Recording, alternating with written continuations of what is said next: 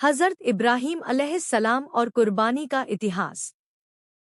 इब्राहीम अलैहिस्सलाम की कोई औलाद नहीं थी, तो हज़रत इब्राहीम अलैहिस्सलाम ने 84 साल की उम्र में अल्लाह से नेक औलाद सालेह की दुआ मांगी, जिसके बाद अल्लाह ने उन्हें बेटा इस्माइल अता फरमाया। अभी बच्चे की पैदाइश को चंद ही दिन गुजरे थे कि अल्लाह का हुक्म आया कि अपनी बीवी और बच्चे को खुद से जुदा कर दें। अल्लाह के हुक्म के मुताबिक हज़रत इब्राहीम अलैहिस्सलाम अपनी बीवी हज़रत हाजरा और नन्हे इस्माइल को लेकर मक्का की एक शदीद, बहुत गर्म और वीरान वादी में पहुँचे, जहाँ न पानी था और न कोई इंसान। जब हज़रत हाजरा को मालूम हुआ कि यह अल्लाह का हुक्म है, तो उन्होंने ऐतिहासिक जुमला कहा, अगर यह अल्लाह का हुक्म है तो वह हमें कभी ज़ाया बर्बाद नहीं करेगा।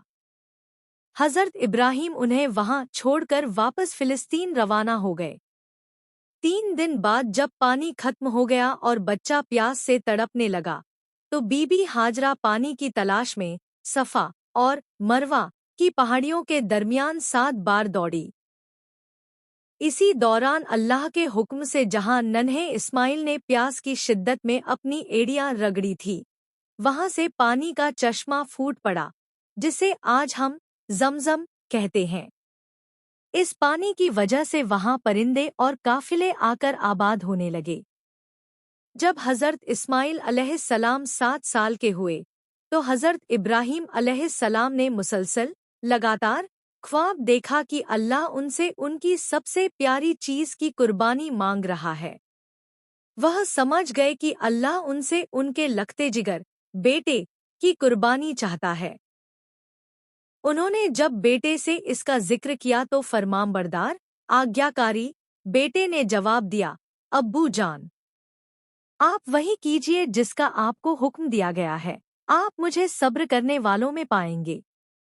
जब बाप बेटा कुर्बानी के लिए चले तो शैतान ने बारी बारी हज़रत इब्राहीम, बीबी हाजरा और हज़रत इस्माइल को बहकाने की कोशिश की, लेकिन तीनों ने अल्लाह की रज़ा के सामने शैतान की एक न सुनी और उसे कंकड़ियां मारकर भगा दिया।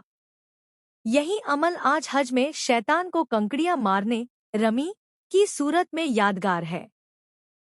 जब हज़रत इब्राहीम अलैहिस्सलाम ने बेटे की पेशानी माथे को ज़मीन पर रखकर उनके गले पर तेज छुरी चलाई, तो अल्लाह के हुक्म से छुरी ने काम न किया।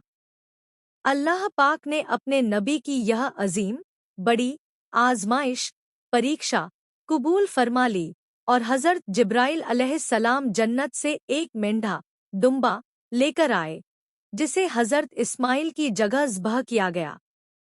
अल्लाह पाक को अपने इस खलील दोस्त और उनके खानदान की यह अदा इतनी पसंद आई कि कयामत तक के मुसलमानों के लिए ईद उल अजहा के मौके पर जानवरों की कुर्बानी करना और उनके नक्शेकदम पर चलना सुन्नत करार दे दिया।